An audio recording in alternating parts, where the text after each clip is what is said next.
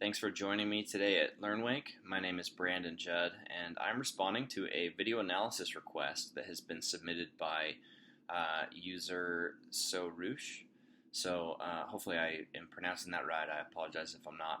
And the trick we're working on today is a heel side front side 540. And in the comments he says, every time I try this, I fall down when I land. That is the way that you fall on this trick is a very, very common issue. So let's take a look at this video all the way through, just so our members here can see where you're starting, and then I will go through this piece by piece and we'll talk it through. So nice big heel side front side 540, looks really good. You land pretty good, pretty on balance, but then just can't quite get over your toes and slip out. So again, like I said, that is normal, and the issue is that you're not pitching over. So I'll show you kind of what that looks like, and I'll try and kind of pause here. So the takeoff is good. Your axis when you start grabbing is fine, but right here you'll notice if you look at kind of the tilt on your axis, you're tilted to where if you were to land in this position after the next 360 that you're going to do, you would land over your heels, which is somewhat normal at this position, but you need to pitch over so that you're leaning over your toes more. And what we're going to do is talk about how that you can actually pitch over, but right now you don't. So I'm going to show you what it looks like here. You stay kind of hunched over, and it looks like you could land a 360. If the water was right here, you would land a perfect, comfortable 360. So what it looks like to me is you're doing a 360 and trying to add a 180. But the reality is you want to do a heel side, front side 180, and then you want to add a switch toe side, back side 360 to it. You want to set up to have the landing trick be a switch toe side, back side 360. That trick itself feels identical to the landing of a heel side front side 540. The only difference is you add a 180 to the beginning of it. You don't want to take a normal heel side front side 360 and add a 180 to the end, because when you do, what happens here is when you go to impact the water, you're going to be over your heels because of how the 360 is by nature. So let's talk about that pitching over. So this is a video of Kyle Schmidt doing a heel side front side 180, and we're gonna kind of scrub through this, and I'll show you. We'll just play it once through here. I'll show you what I mean by pitching over, and I know you can do 180s because you're working on fives. So Kyle pitches over just fine, gets his chest over his toes, but I want to show you where the pitching over happens. So you'll notice he goes up just kind of like a normal wake jump. And then at the peak, right around here, he starts to take his chest and lean towards his landing. So you'll notice that if you do a 180, you'll notice that feeling, and you'll be able to recognize it. Because really all you're doing is you're setting yourself up from the takeoff to land over your toes, and it's very different than a normal 360, if that makes sense. So if we go to the heel side front side 360, I want you to pay attention to how identical this is to your 540 in the first part, which tells me that you're doing a 360 plus a 180. So grabbed in the same position, everything else was the same. If Bob here, this is Bob Sitchell, by the way, if Bob here had tried to take this to 5, say he just went a little higher, spun a little quicker, and then tried to take it to 5 from here, he would slip out on his heels every time. The reason why is because he didn't pitch over at all. So I'm going to try and scrub through that a little bit. And right here, when he's passing the handle, you'll see he's still tilted with his chest more on the takeoff side and his board and body more on the landing side. And that's going to put him on his kind of over the balls of his feet when he lands his 360. But if he was to take it to 5, it would put him over his heels and he would slip out. So he's able to finish that, and then he lands kind of on the balls of his feet, nice and on balance and comfortable for his heel side front side 360.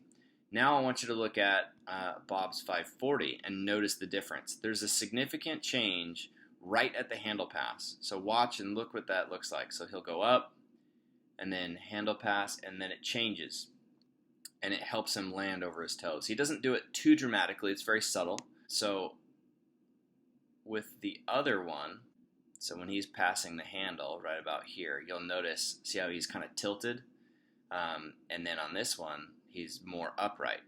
So what he does with his body is he kind of perks his chest upward a little bit, gets his spine more vertical, and then his shoulder here, as soon as he gets the handle, he sort of opens this shoulder up and faces his landing early to help him pitch over.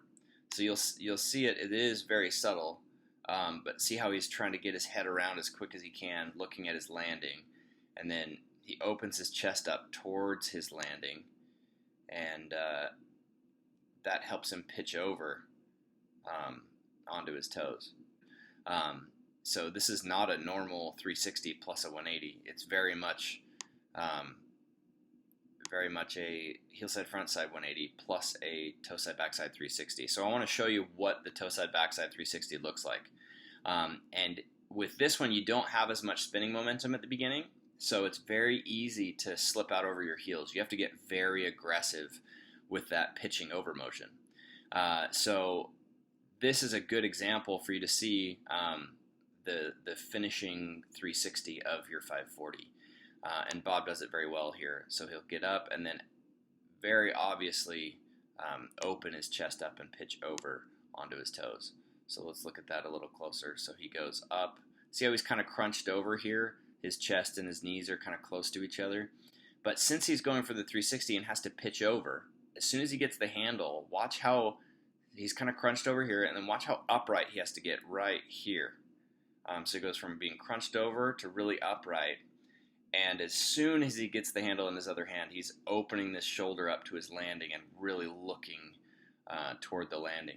So you'll see he's very on axis. You can see a lot of the bottom of his board. And then it looks like he's kind of off axis towards the landing because he's trying to get his chest so aggressively forward toward his toe side edge so he can land on balance. So you'll watch he just kind of lunges toward the boat and toward his landing. And imagine if he was to stop here and just try to land that switch toe side backside 180, he would dig the nose and have tons of problems. So it's not the same trick feeling in the takeoff. The heel side front side 180 portion is for your 360, but then at the handle pass, which is right kind of at the 180 position, or even at the 270 position, it feels very different. It feels more like this trick. And I can't do a switch toe side backside 360, but I've done normal toe side backside 360s, and I've done switch heel side front side 540s, and I'll tell you, when I do a switch 5, all I think about is taking off switch heel side and then doing a toe side backside 360 once I get in the air. It really, really helps to mentally make that change. So this is the last thing in this example that I want to show you. It is the most extreme version I could find, and you'll watch how Scott Stewart here pitches over. This is a toe side backside 720. And you'll watch, as soon as he gets the handle, it's like really slow until he gets the handle so he can set his axis, and then he aggressively throws his upper body and chest into the spin and toward his landing, and that helps him pitch over. So you'll see he goes up, and then right there gets really, really aggressive. You kind of have to for that trick. So you'll watch how right here it's very controlled, very slow. He hasn't spun at all yet. As soon as he gets the handle, he gets tall and over-exaggerates, like really bringing his upper body toward the landing. And then you can see here that, if I can pause it properly, you'll see a lot of the bottom of his board. And then when he pitches over, you can see all the top of his board. So it's kind of like he starts on axis and then gets off axis at this last little bit, and what that does is it sets him up to be over his toes, and it's a little different feeling than you're used to with the 360, but this sets Scott up to be able to finish rotating and land comfortably over his toes without slipping out over his heels. So hopefully that helps you understand that. One thing you can do as a drill, it's super weird. You could probably just go out and try this and just think at the handle pass about that pitching over position so you can land more of your toes. But if that's hard for you to just kind of do and fix right away, I've got a drill that works really well. It's super weird, but it works really well. All right, so right here, you're about to get the handle and you're switch toe side, right? So if you were to be cuffed, have the handle, get switch toe side cuffed out here, so this exact same body position, but maybe a little more stood up taller, right here before the wake, get switch toe side cuffed, ride up the face of the wake with 2 hands on the handle, cuffed. It's super backwards and super weird feeling. As soon as you get in the air, then you finish with a switch toe side backside 360, and you only have to get like 6 inches out of the water here. It's really not that big of a deal. You can do it inside out, and you can do it one wake, whichever way is most comfortable for you. You can also, if that's really, really weird, you can also start out here in the flats, and you can get cuffed, switch toe side cuffed, and then you can slide. You'd want to slow down for this one, and you can slide that switch toe side backside 180 all the way through and pretend you're finishing a 540. By the way, when you do these one wake versions, you can also empty some ballast and slow down a little bit. You still want the face of the wake to be somewhat clean, but you don't have to go nearly as fast. That way you have wider wakes, so you have a lot of room to land in the middle here, and it's a lot less painful when you fall. So hopefully that helps. I know I gave you a ton of information, but it really only is one simple fix. Hopefully you can get this thing solved and be landing these 540s in no time.